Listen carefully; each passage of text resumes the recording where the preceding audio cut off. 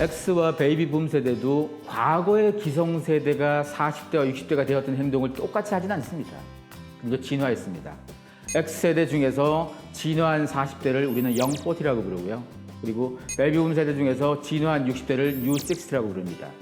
40대가 되었지만 자기 자신을 위해서 투자하는 사람들이 자꾸 생겼습니다.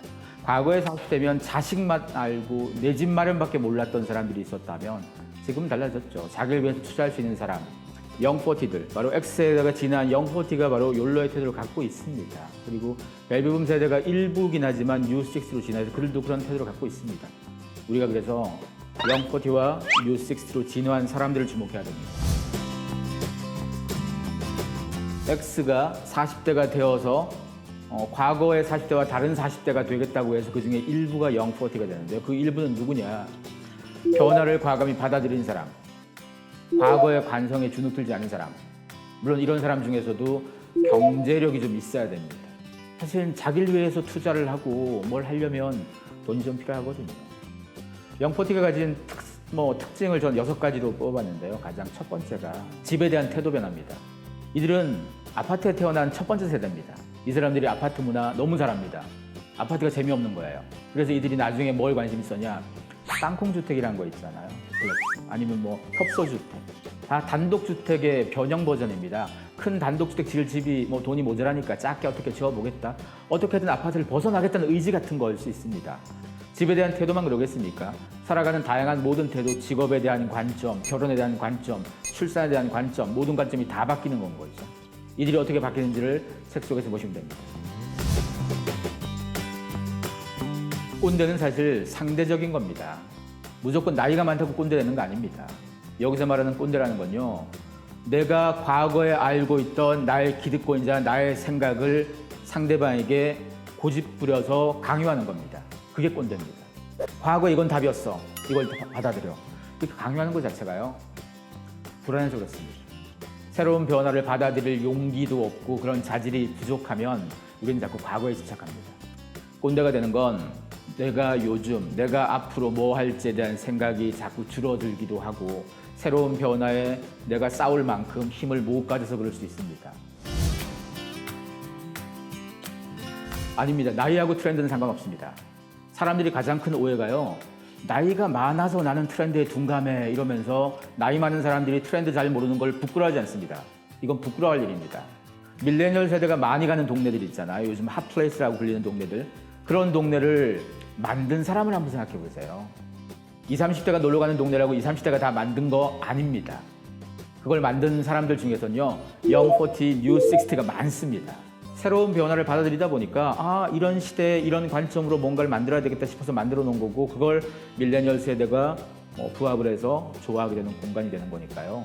트렌드가 최신에 유행하는 옷 따라 입자고 트렌드를 알려고 하는 게 아닙니다. 산업이 어떻게 바뀌고 새로운 기술이 뭐가 나오고 어떤 흐름 때문에 어떤 마케팅이 나오고 어떤 정치 흐름이 나올지 이 모든 걸 파악하는 게 트렌드에서 출발하는 건데요. 이런 걸 모른다는 것은 지금 시대에 살지 않겠다는 의미 같은 겁니다. 과거의 60대는 인생이 끝나는 시대라고 봤어요. 평균 수명이 60대이던 느낌도 과거에 있었고, 그래서 퇴직만 하면 다 놀았어요. 요즘은 한 8, 90까지는 안 죽어요, 우리가. 모든 사람들이 그만큼 살아야 된다는 얘기입니다. 60에 퇴직해도요, 20, 30년간 살아야 됩니다. 특히나 베이비붐 세대가 주목할 사람 중에 하나가 김칠두라는 사람이 있습니다. 요즘 유명한 모델이신 거잖아요. 그분은 55년생이니까 베이비붐 세대입니다. 하지만 그분은 60대 중반에 모델에 데뷔하셨습니다. 두 번째 인생을 살아가는 겁니다.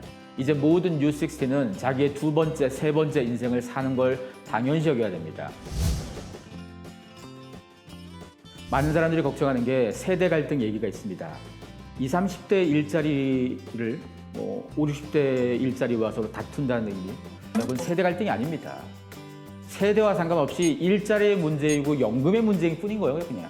이런 세대 갈등을 누가 부추기느냐. 진짜 연금 문제의 본질하고 진짜 노동 일자리 문제의 본질을 들춰내기 싫어하는 사람들일수록 뭐든지 세대 문제로 풀고 싶어 하는 거예요. 사실 이거는 연금과 일자리는 구조의 문제고 사회적 전체 문제입니다.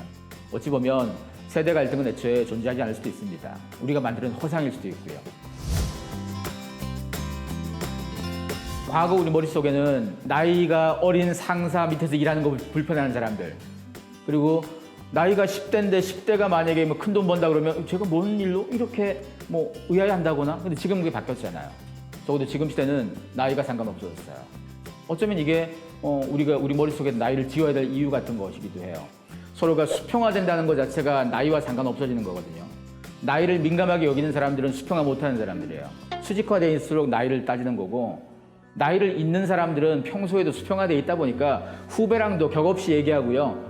여기서 말하는 격이라는 게 예의 있고 없고 존댓말 쓰고 안 쓰고 이 문제가 아니고, 후배의 의견을 존중하느냐, 내 의견이 후배 의견보다 모자란다고 생각하면 과감히 니께 더 맞는 것 같다 해줄 수 있는 게 사실은 용기고, 그런 태도를 가지는 사람들이 나이를 잇는 사람들이 되는 건 거죠.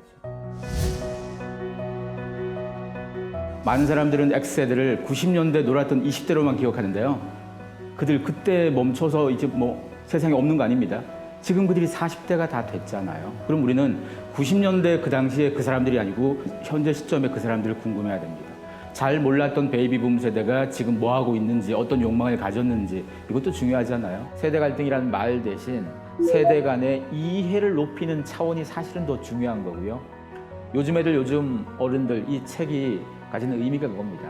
서로 다른 세대, 중요한 세대들을 분석을 하면서 각 세대가 어떤 특징, 어떤 목적, 어떤 형태를 가지고 있는지를 좀 보여주면서요.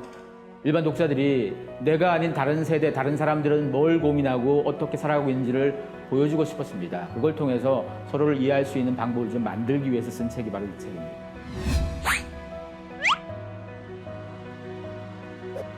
우리가 요즘 애들만 아는 건 반만 아는 겁니다. 세상은 요즘 애들과 요즘 어른들이 같이 살고 있습니다. 결국 요즘 어른들도 같이 살아야 됩니다. 이 책은 요즘 애들과 요즘 어른들을 다 같이 분석해서 지금 시대에 살고 있는 다양한 세대가 어떻게 살아가고 있는지를 보여주고 있습니다.